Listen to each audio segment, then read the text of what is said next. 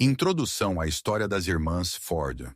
No ponto mais alto do Império Ford, viviam duas irmãs que, vistas de fora, pareciam ter tudo: dinheiro, beleza, um sobrenome conhecido no mundo inteiro e um pai cuja palavra era capaz de mexer com mercados.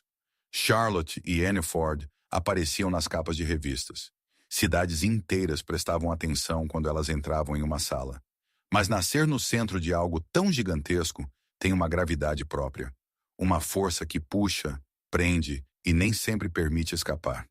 O que aconteceu com essas duas irmãs não é uma simples história sobre riqueza, luxo ou excessos. É algo muito mais humano do que isso. É a história de duas mulheres nascidas em um mundo que parecia um conto de fadas, mas que cobrava um preço que quase ninguém mencionava em voz alta. Um mundo onde o sobrenome abria todas as portas, mas também roubava a privacidade, a liberdade e a possibilidade de ser alguém inteiramente por conta própria. O arquiteto do Império, Henry Ford II. Para entender Charlotte e Anne Ford, primeiro é preciso entender o pai delas. Não a lenda dos jornais, não o presidente do conselho visto nas salas de reunião, mas o homem real que moldou tudo o que veio depois. Henry Ford II nasceu em 4 de setembro de 1917, em Detroit, Michigan. Era o filho mais velho de Edsel Ford e o neto mais velho de Henry Ford. O homem que havia construído a empresa, transformado para sempre a indústria americana e criado uma das maiores fortunas industriais que o mundo já tinha visto. Desde o momento em que Henry II nasceu, o peso desse legado já estava ali, esperando por ele. Ele cresceu em Fairlane, em Dearborn, e depois na propriedade de Edsel e Eleanor Ford, às margens do lago St. Clair, em Grosse Pointe Farms. Era uma mansão de 50 cômodos à beira da água, mais parecida com um pequeno país particular do que com uma casa. Estudou na Hotchkiss School, em Connecticut, e depois em Yale, onde era mais uma figura social do que acadêmica. Ele nunca se formou. Seu avô, o Henry Ford original, morreu em 1947, mas a família já havia chamado Henry II de volta da Marinha 2 anos antes, em 1945, para salvar a empresa do descontrole em que ela havia caído. Ele tinha apenas 27 anos quando assumiu o papel, e entrou nele com uma seriedade que surpreendeu muita gente que o via apenas como um playboy mimado. Ao longo das 3 décadas e meia seguintes, ele transformou a Ford Motor Company de uma empresa do pós-guerra mal administrada e à deriva em uma corporação global de capital aberto. Foi presidente da empresa de 1945 a 1960, diretor executivo de 1947 a 1979 e presidente do conselho de 1960 a 1980. Foi ele quem lançou o programa Ford GT40, que quebrou a dominância da Ferrari em Le Mans, vencendo 4 vezes seguidas entre 1966 e 1969. Ele contratou Lee Iacocca e depois o demitiu de maneira famosa. Quando pressionado a explicar o motivo, respondeu com sua franqueza típica que, às vezes, você simplesmente não gosta de alguém. Ele deu ao Mustang seu lugar na cultura americana. Levou a empresa à bolsa em 1956, levantando 650 milhões de dólares. Era conhecido como Hank the Deuce, um apelido que carregava ao mesmo tempo afeto e cautela. E comandava a empresa como se ela fosse uma posse pessoal, o que, em muitos sentidos, ainda era. Mas Henry Ford II também tinha uma personalidade enorme fora dos negócios. Gostava de beber, gostava de mulheres, gostava de iates, de arte e da companhia de pessoas tão intensas quanto ele. A combinação de enorme autoridade profissional com uma vida privada inquieta e expansiva significava que o homem que suas filhas cresceram observando era sempre, de algum modo, 2 pessoas ao mesmo tempo. O industrial sério que aparecia nas salas de conselho e o homem impulsivo que, em certos momentos, não se importava muito com o que o mundo pensava dele. A base da família. Por trás do titã industrial havia um casamento que definia a posição social do nome Ford. Em 1940, Henry Ford II se casou com uma mulher chamada Anne MacDonald, alta, elegante, profundamente católica e filha de uma família influente de Nova York. O casamento aconteceu em Southampton, celebrado pelo bispo Fulton Joachim, em uma cerimônia que recebeu uma cobertura normalmente reservada à realeza. O casamento duraria 24 anos e teria 3 filhos. Charlotte, nascida em 3 de abril de 1941, Anne, nascida em 1943, e o filho Edsel Ford II. As meninas cresceram no centro absoluto da aristocracia americana. A infância delas se dividia entre um triplex na Quinta Avenida, em Manhattan, a propriedade da família no Lago St. Clair e os verões no complexo familiar em Southampton. Elas foram educadas em rígidos internatos católicos. Charlotte estudou no Convent of the Sacred Heart, em Norriton, Connecticut. Viajavam para a Europa a cada temporada como se fosse algo comum, do mesmo jeito que outras crianças iam para uma colônia de férias. Conheciam presidentes, diplomatas e grandes nomes da indústria que circulavam ao redor do pai delas, com a naturalidade com que outras pessoas encontram vizinhos. Charlotte era a mais velha, equilibrada, consciente da própria imagem, decidida e obstinada, com uma postura que as fotografias transformavam em algo quase real. Tinha a elegância contida da mãe e a determinação do pai. Anne era 2 anos mais nova, um pouco mais suave no temperamento, mais naturalmente brincalhona, aquela que fazia as pessoas rirem. Quando as duas chegaram perto da vida adulta, já estavam entre as jovens mulheres mais famosas dos Estados Unidos, não por algo que tivessem feito, mas por aquilo em que haviam nascido. Elas também eram, de maneiras que só ficariam claras mais tarde, 2 mulheres crescendo à sombra de uma figura imensa, cujas expectativas moldavam o ar ao redor delas. Henry Ford II não criou filhas vazias ou ociosas. Nem Charlotte, nem Anne eram assim. Mas o mundo em que elas se moviam oferecia pouquíssimos caminhos que fossem realmente delas. E os caminhos disponíveis eram definidos quase inteiramente por quem elas iriam se casar e pelo que esse casamento significaria para o nome da família. O colapso do ponto fixo. A estabilidade da infância delas foi destruída por uma separação pública que mudou tudo. De repente, tudo aquilo sobre o que o mundo delas havia sido construído começou a mudar. O divórcio que transformou a forma da vida delas aconteceu em 1964, quando Henry Ford II e Anne MacDonald Ford se divorciaram depois de 24 anos de casamento. Para as pessoas mais próximas, não foi uma surpresa. A tensão entre a personalidade barulhenta, expansiva e inquieta de Henry e a dignidade fria e contida de Anne vinha crescendo havia anos. Henry mantinha um caso com uma italiana chamada Maria Cristina Vettori, elegante, internacional e completamente diferente da primeira senhora Ford em quase todos os sentidos. Quando o divórcio saiu, caiu na imprensa como uma pedra em água parada. As colunas sociais acompanharam cada detalhe. Detroit observou. O país observou. Para Charlotte e Anne, que já estavam no início dos 20 anos, o divórcio foi o momento em que o chão se moveu sob seus pés. A família que havia sido o ponto fixo de suas vidas, o triplex na Quinta Avenida, as temporadas em Southampton, a imagem de uma mãe e de um pai no centro de algo sólido, tudo aquilo desapareceu. A mãe dela se mudou para seu próprio apartamento na Quinta Avenida. As filhas foram morar com ela. Por fora, elas ainda tinham o sobrenome, o dinheiro e o lugar garantido nos círculos mais altos. Mas por dentro, o mundo delas havia perdido o eixo em torno do qual tudo girava. A vida no jet set. Saindo dos escombros do casamento dos pais, as irmãs se tornaram ícones de uma nova elite internacional. Quase imediatamente, foram sugadas para um mundo que a imprensa já tinha nomeado, o jet set. Aquele circuito fluido de socialites ricas, aristocratas europeus, herdeiras americanas e industriais que passavam a vida entre Paris, St. Moritz, Mônaco e Nova York. Com um sobrenome como Ford e rostos que fotografavam lindamente, Charlotte e Anne se tornaram presenças fixas nesse mundo quase da noite para o dia. Charlotte era descrita na época como uma das herdeiras mais famosas do planeta. Um observador chegou a dizer que, em certo momento, ela era tão famosa quanto Jackie Kennedy. Sua estreia na sociedade aconteceu em 1960, em uma festa em Grosse Pointe que custou cerca de $250 mil e foi descrita pela imprensa como a festa do século. A estreia de Anne, 2 anos depois, recebeu a mesma cobertura e custou praticamente o mesmo. A cobertura da imprensa sobre esses eventos não era algo casual. Era o sinal dos meios de comunicação de que aquelas eram jovens mulheres cujas vidas o público acompanharia.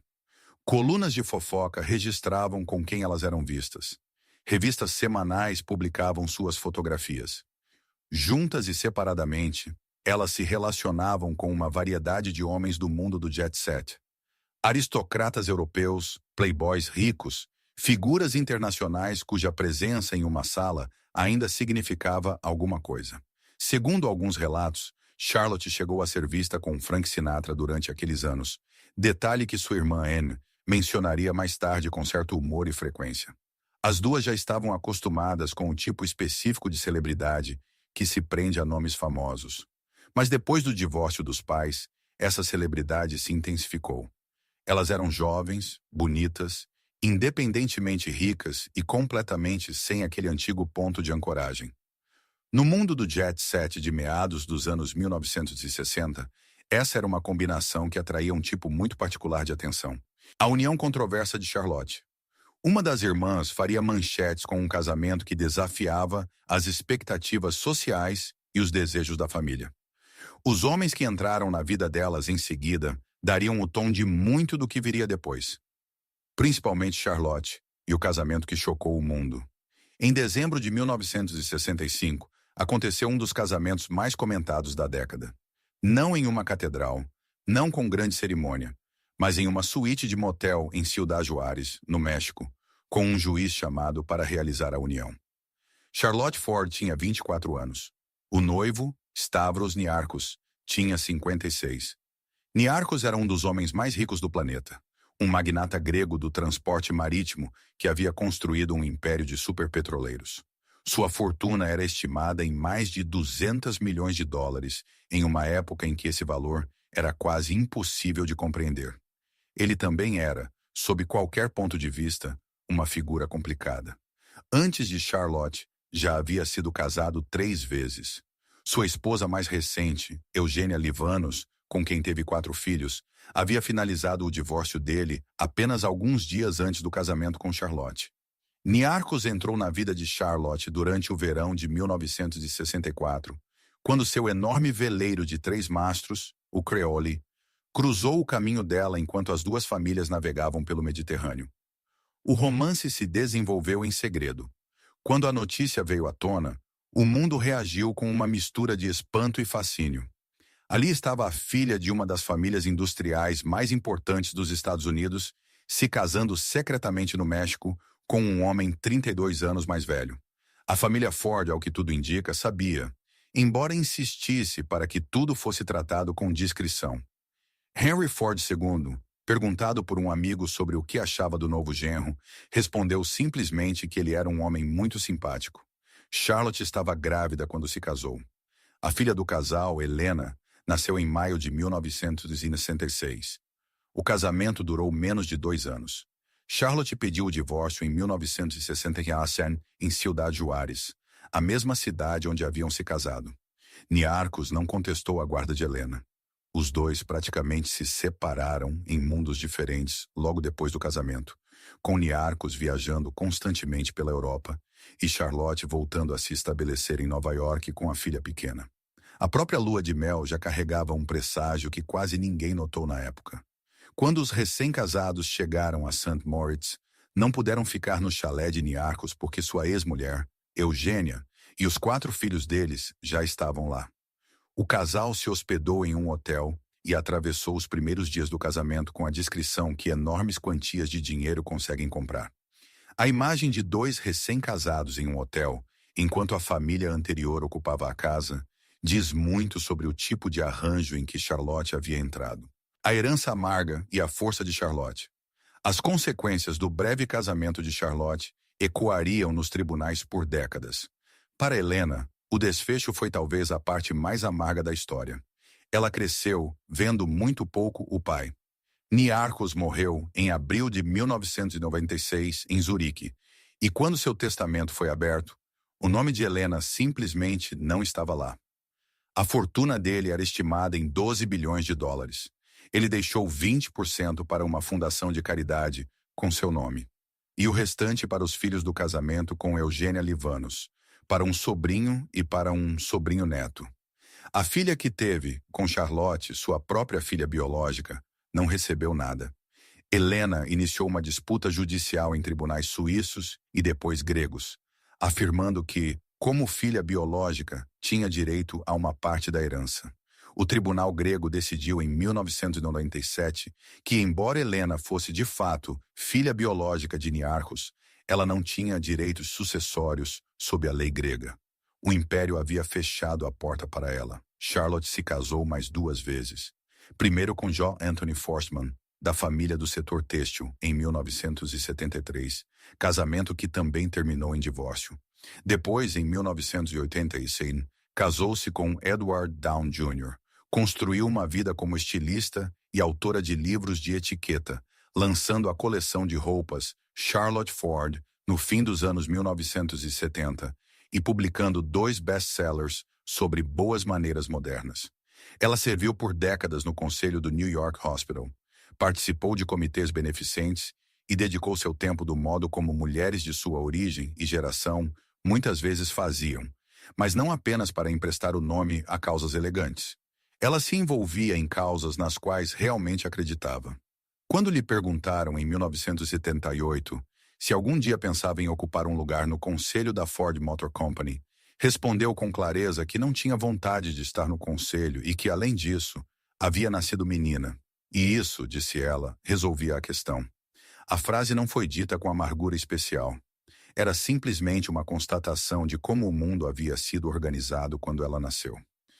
Charlotte Ford morreu em paz em sua casa em Nova York, em 21 de dezembro de 2025. Tinha 84 anos. Sua morte foi confirmada em um obituário que descrevia seu calor humano, sua elegância e sua devoção firme às pessoas que amava. Sua filha Helena, que um dia lutou por uma parte da fortuna do pai e perdeu, tornou-se a primeira mulher da família Ford a ocupar um cargo executivo na Ford Motor Company, atuando como Chief Customer Experience Officer. Ela disse certa vez que seu avô, Henry Ford II, havia sido seu melhor amigo. Foi ele quem a ensinou a dirigir, insistindo para que aprendesse em um câmbio manual em sua picape Ford F-100. O legado Ford encontrou seu caminho de volta para Helena, não pela fortuna Niarchos que ela tentou conquistar e perdeu, mas pelo avô que sempre esteve presente. O caminho de Anne e a luta silenciosa. Enquanto a irmã enfrentava as câmeras, Anne Ford começava uma jornada que definiria seu verdadeiro propósito. Se a história de Charlotte tinha notas de resistência e de uma reconexão posterior, a história de sua irmã mais nova, Anne, tomava um rumo bem diferente. Um rumo que não tinha nada a ver com o jet set e tinha tudo a ver com uma menininha que não conseguia ler. Anne Ford era a mais reservada, 2 anos mais nova que Charlotte, teve a mesma educação do jet set, o mesmo circuito de debutantes, o mesmo mundo social. Mas enquanto Charlotte tinha uma postura calculada e uma certa consciência de imagem, Anne tendia ao calor humano e ao humor. Era a irmã que ria com mais facilidade. Fazia amigos mais rápido e parecia, para quem conhecia as duas, menos consumida pela própria aparência pública. Em dezembro de 1965, na mesma semana em que Charlotte se casava secretamente com Stavros Niarchos no México, Anne se casou com Giancarlo Uzielli, um belo corretor da bolsa nascido na Itália e levado para Nova York na adolescência. Ele tinha 30 anos. Anne tinha 22. O pai delas, Henry II, não estava exatamente entusiasmado com a união. Uzielli era divorciado, e seu casamento anterior ainda não havia sido formalmente anulado. Algo importante para os Ford mais velhos, devotos católicos. Mesmo assim, a cerimônia civil aconteceu no apartamento dos Ford, apenas 2 semanas depois do casamento de Charlotte. As colunas de fofoca não resistiram a especular que a irmã mais nova tinha corrido para o altar para não ser ofuscada. Anne e Giancarlo tiveram 2 filhos, Alessandro, nascido em dezembro de 1966, e Allegra, nascida em 1970. Eles levavam uma vida confortável e socialmente ativa em Nova York. O casamento durou cerca de 1 década antes de se desfazer. Anne pediu o divórcio em 1974 e, depois disso, ficou em grande parte responsável por criar Alessandro e Allegra sozinha. Foi por volta dessa época, ou talvez um pouco antes, quando Allegra se aproximava dos 3 anos, que algo começou a inquietar Anne. Allegra não estava se desenvolvendo como o irmão. Certas coisas que deveriam vir naturalmente não vinham. Aquilo que outras crianças pareciam absorver sem esforço, linguagem, compreensão, a capacidade de processar o que estava diante delas, parecia exigir de Allegra uma luta enorme. Anne a levou a médicos. Os médicos davam respostas diferentes. Alguns eram indiferentes. Outros ofereciam diagnósticos que pareciam incompletos. Um deles, talvez no momento mais cruel de um processo que teve muitos momentos difíceis, sugeriu que Allegra fosse internada em uma instituição. Anne recusou. De socialite a defensora de uma causa. A intuição de uma mãe se transformou em uma missão de vida para mudar o mundo de crianças como sua filha. Em 1976, quando Allegra tinha cerca de 3 anos, recebeu o diagnóstico formal de severas dificuldades de aprendizagem. Os detalhes eram complexos. Suas dificuldades eram significativas o bastante para que os profissionais usassem uma linguagem que sugeria que ela jamais viveria de forma independente, jamais teria um emprego, jamais participaria plenamente do mundo ao qual sua família pertencia. Anne ouviu tudo aquilo. Ouviu cada palavra. Depois voltou para casa e começou a procurar algo melhor. O que veio a seguir não foi uma virada dramática e única. Foram décadas de trabalho paciente, exaustivo e muitas vezes solitário. Procurar escolas, procurar tutores, procurar especialistas, participar de conferências, construir redes, enfrentar sistemas que não tinham sido pensados para acolher uma criança como Allegra. Algumas escolas que encontrou eram clínicas demais, outras eram indiferentes demais. Alguns profissionais davam avaliações honestas com as quais ela podia trabalhar.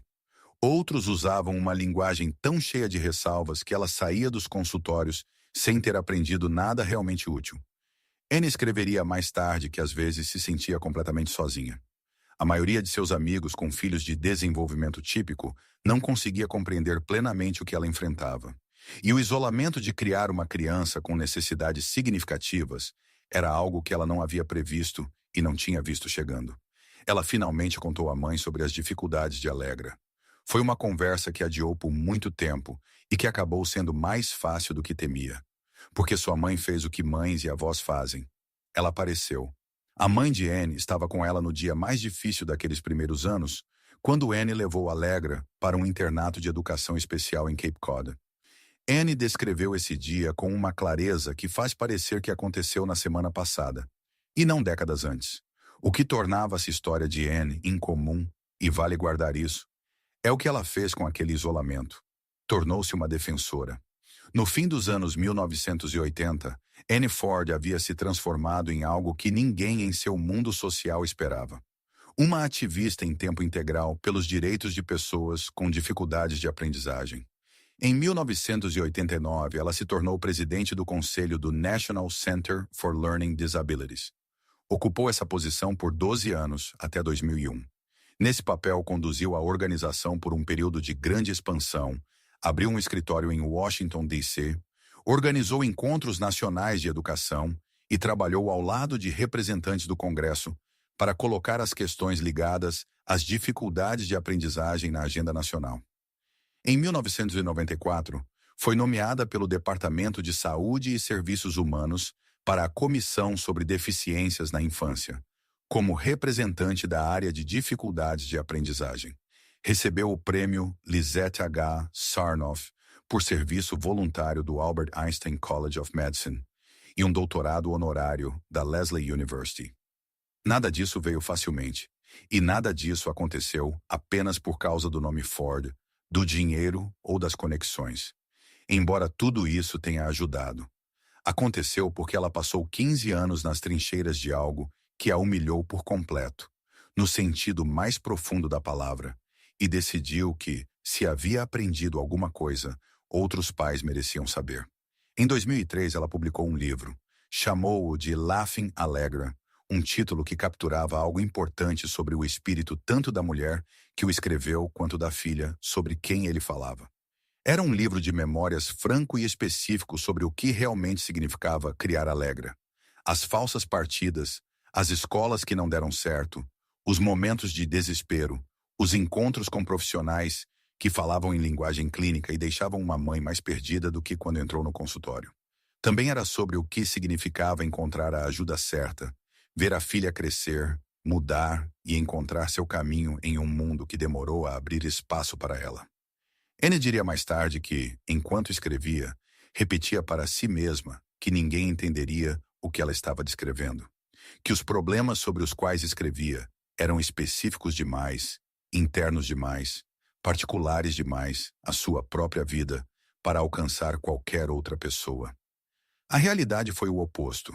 Quase todos os pais que liam o livro reconheciam alguma coisa ali. Eles apenas também não estavam falando sobre isso. O livro foi finalista do prêmio Books for a Better Life Award. Ganhou várias edições. Depois dele, Anne escreveu mais 3 livros: On Their Own, A Special Mother e The Forgotten Child, cada um avançando mais pelo território que ela conhecia tão bem. Ela continuou a falar publicamente, a fazer lobby discretamente e a entregar anos de conhecimento duramente conquistado a pessoas que ainda estavam no começo da jornada. Alegra acabou se mudando para o norte do estado de Nova York, onde construiu uma vida independente. Casou-se em 5 de maio de 2012. Seu irmão Alessandro teve seus próprios filhos, e Anne se tornou avó. Depois de Giancarlo Uzielli, Anne Ford se casou mais 2 vezes, uma delas com o apresentador de televisão Chuck Scarborough, rosto conhecido da TV de Nova York por décadas, e outra vez depois disso. Foi casada 3 vezes no total, segundo ela mesma, e escreveu sobre todas essas uniões em seu livro de memórias posterior, A Fascinating Life, com o humor seco que sempre a definiu.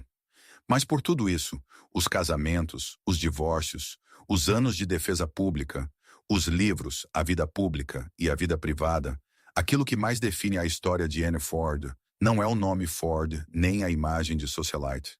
É a relação entre uma mãe e uma filha que ouviu que não conseguiria fazer certas coisas, mas as fez mesmo assim, porque sua mãe se recusou a aceitar a primeira resposta como definitiva.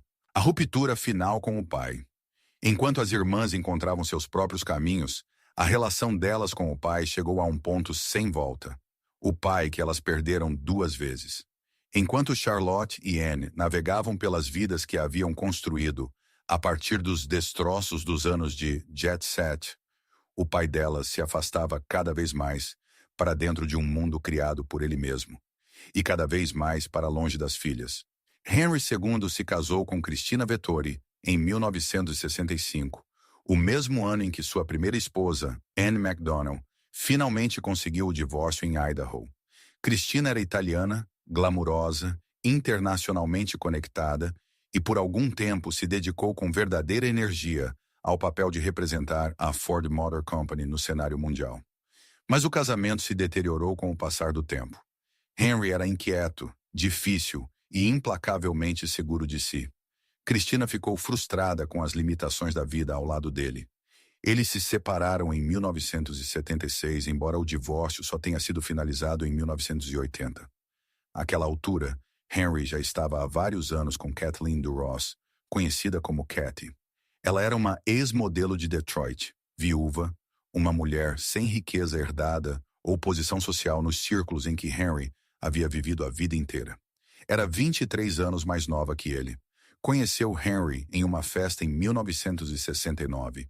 Em 1975, Henry foi preso sob suspeita de dirigir bêbado na Pacific Coast Highway, na Califórnia, com Kathy no carro ao lado dele.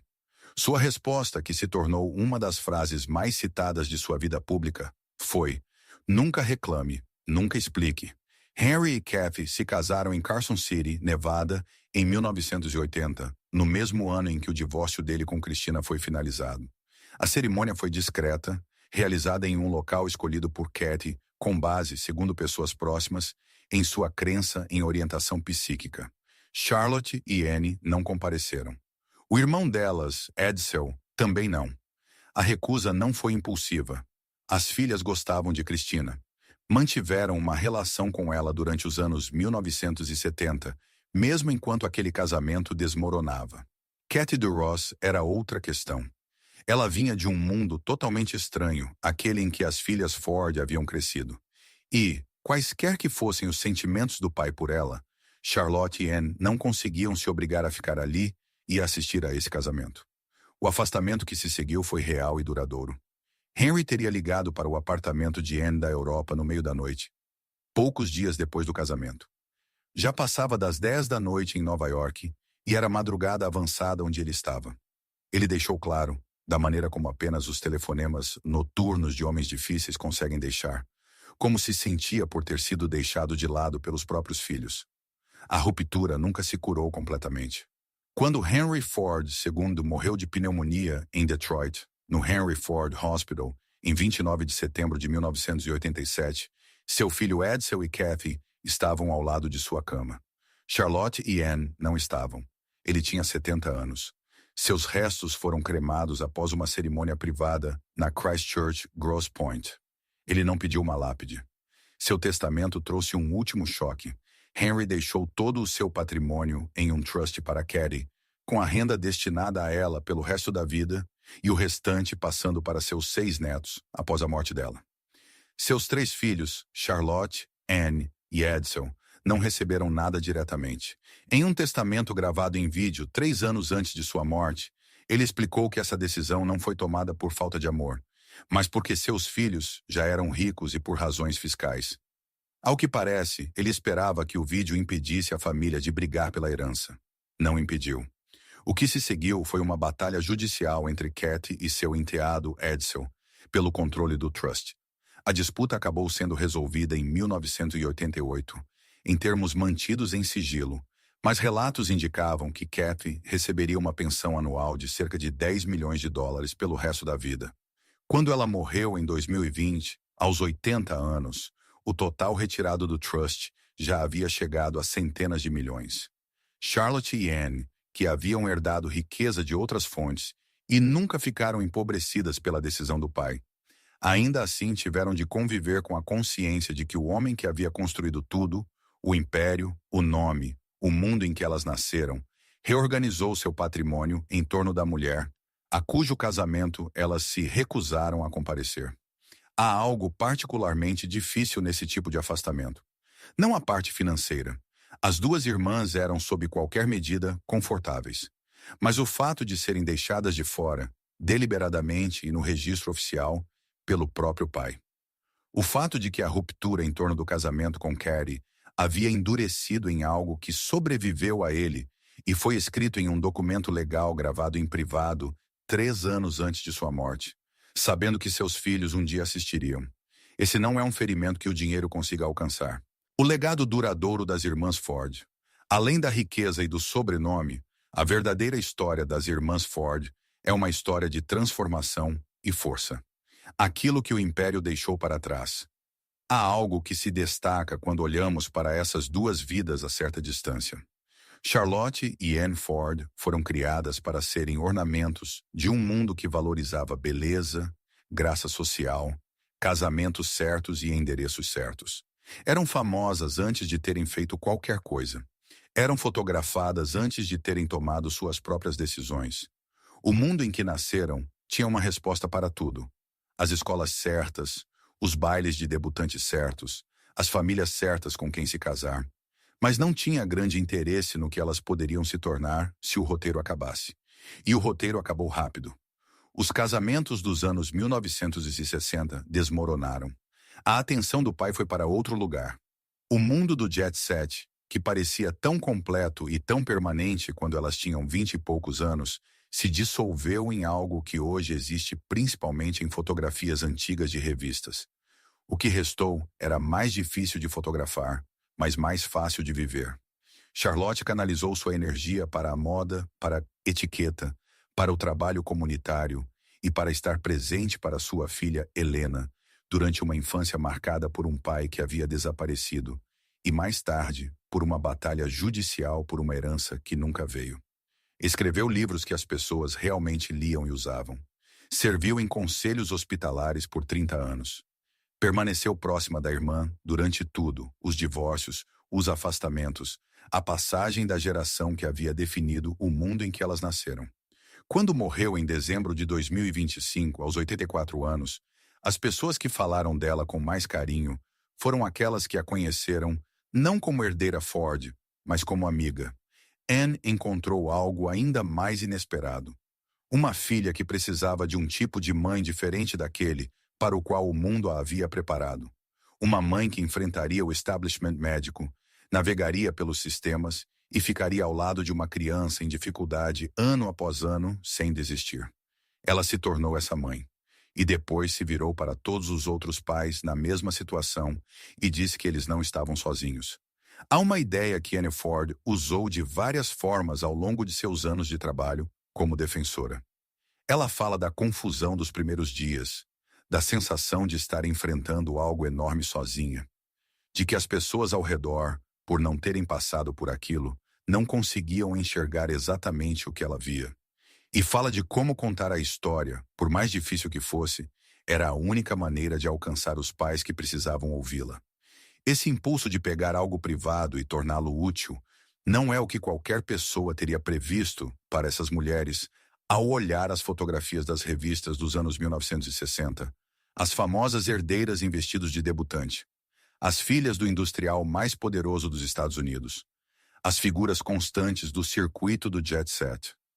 Mas as fotografias são sempre apenas uma parte da história, e as partes que não são fotografadas costumam ser justamente as que mais importam. O nome que sobreviveu a tudo, a Ford Motor Company, ainda opera hoje, ainda carregando o nome que Henry Ford colocou nela em 1903, ainda fabricando caminhões e carros, e agora também veículos elétricos para um mundo que seria irreconhecível para o homem que começou tudo. O controle da família sobre a empresa foi se afrouxando a cada geração, como é natural. O comando passou para conselhos e profissionais há muito tempo, embora membros da família tenham permanecido envolvidos. Edsel Ford II manteve sua conexão com a empresa. E Helena Ford, filha de Charlotte, neta de Henry II, a menina que perdeu sua disputa de herança nos tribunais gregos e encontrou outro tipo de caminho para o legado Ford, tornou-se a primeira mulher da família a ocupar uma posição executiva na Ford Motor Company. Ela foi nomeada Chief Customer Experience Officer em outubro de 2018.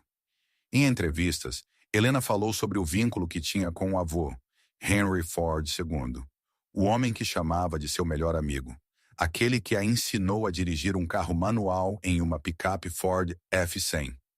Qualquer que tenha sido a distância entre Henry e suas filhas na última década da vida dele, Helena levou adiante uma conexão com ele que era pessoal, calorosa e inalcançável para as batalhas legais, os afastamentos familiares e os testamentos contestados. Charlotte viveu tempo suficiente para ver tudo isso. Viveu tempo suficiente para ver a filha estabelecida na empresa da família, para ver os netos crescerem, para ver a história das irmãs Ford se tornar um capítulo na história maior de uma dinastia americana que ainda está sendo escrita. Ela e Anne permaneceram próximas até o fim. Ainda eram, de algum modo, as mesmas duas meninas que caminhavam pelo Grosse Pointe Country Club, usando shorts de madras e lendo gibis em vez de clássicos. Ainda eram as constantes uma da outra em um mundo que havia mudado ao redor delas mais vezes do que podiam contar. Quando Anne Ford publicou, em anos recentes, seu livro de memórias A Fascinating Life, ela escreveu sobre tudo isso. O famoso bisavô, os bailes de debutante, as viagens pelo Mediterrâneo, o jantar com o duque e a duquesa de Windsor, ensinar o twist na Casa Branca, as aventuras e as perdas, os casamentos e os divórcios, Alegra, o trabalho, os anos. Sob qualquer medida, foi uma vida que mereceu esse título. Henry Ford II, o homem no centro de tudo, deixou o mundo com suas cinzas espalhadas após uma cerimônia privada na Christchurch Grosse Pointe. Ele não quis lápide. O homem que construiu um dos maiores impérios da história industrial americana não ocupou espaço físico algum na morte. As filhas que ele deixou para trás ocuparam muito mais. Não nas páginas sociais onde começaram, mas no mundo das pessoas que precisavam de algo real. Charlotte e Anne Ford nasceram em uma das famílias mais poderosas da história dos Estados Unidos. Foram moldadas por um pai que comandava um império e por uma infância que, vista de fora, parecia um conto de fadas. E viveram o bastante para entender que contos de fadas quase sempre são histórias sobre o que acontece depois que o glamour desaparece. Os casamentos que fizeram aos 20 e poucos anos não duraram. O pai que admiravam se afastou. O mundo construído para elas, os iates, os apartamentos, os bailes de debutante do século, se dissolveu como esses mundos sempre se dissolvem, em silêncio, enquanto todos estão ocupados com outra coisa. O que restou era mais difícil de fotografar, mas mais fácil de viver. Uma filha que lutou por sua herança e perdeu, e foi trabalhar na empresa da família. Uma irmã que passou 30 anos garantindo que outras mães não precisassem enfrentar os sistemas escolares sozinhas. Uma amizade profunda entre duas mulheres que haviam visto o bastante do mundo para saber que aquilo que tinham uma na outra valia mais do que a maior parte do que as cercava. O império ainda está lá, carregando o nome. O legado, em sua forma mais estranha e mais pessoal, ainda está sendo escrito. Se a história das irmãs Ford mudou a forma como você enxerga o peso de um nome de família e a força do espírito humano, inscreva-se no nosso canal e deixe seu like neste vídeo. Estamos revelando histórias pessoais que muitas vezes ficam escondidas por trás das grandes manchetes. Junte-se a nós enquanto exploramos as vidas por trás das lendas. Nosso próximo mergulho profundo em algumas das figuras mais fascinantes da história começa em breve.